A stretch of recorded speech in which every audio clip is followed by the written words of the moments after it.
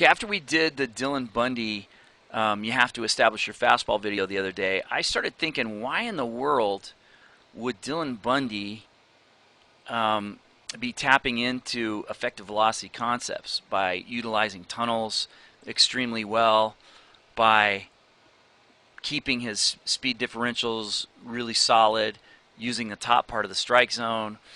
And it kind of hit me. I hadn't really worked with any of the coaches in that organization, but I did work with Jason Berken several years ago, and actually still consult with him. And this was one of the things that we talked about a lot, and that is the idea of introducing tunnels. This is a really good hitter making a very uncomfortable swing. This is a fastball middle. He takes a little better swing at it, but he is late. Then he comes back with a brilliant slider pressure pitch. And again, on the other side of the plate, now he gets yet another uncomfortable swing.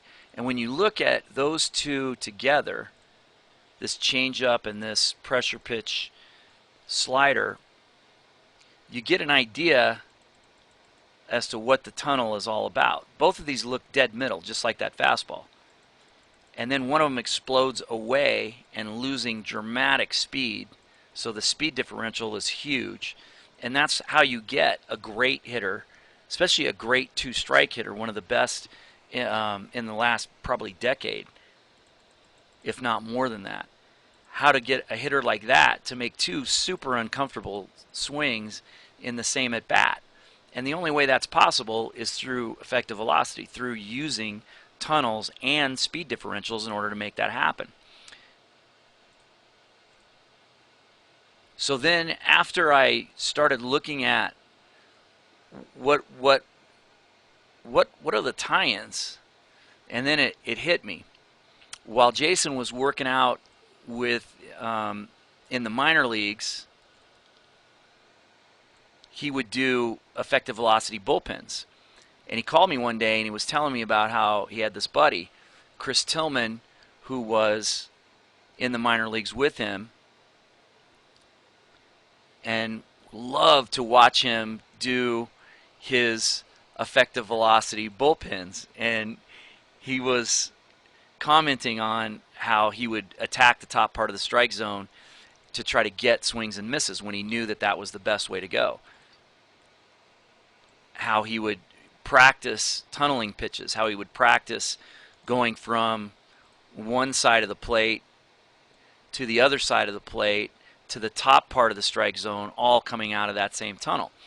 And Tillman was a huge fan of that. The only problem is that later that year, Tillman was the one that got the call up and started attacking the top part of the strike zone, started utilizing a cutter out of that same tunnel.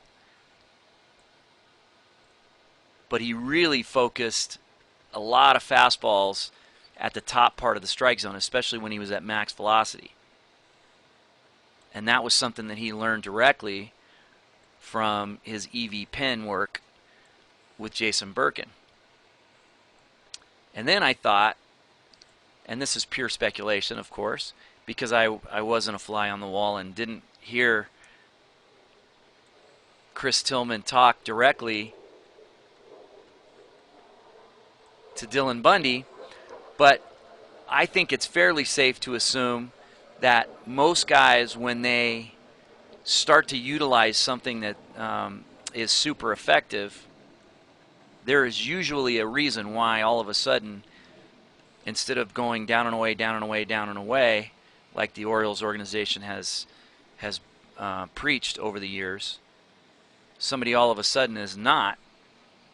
There's almost always a tie-in, and it's usually pretty direct tie-in with someone being introduced to effective velocity.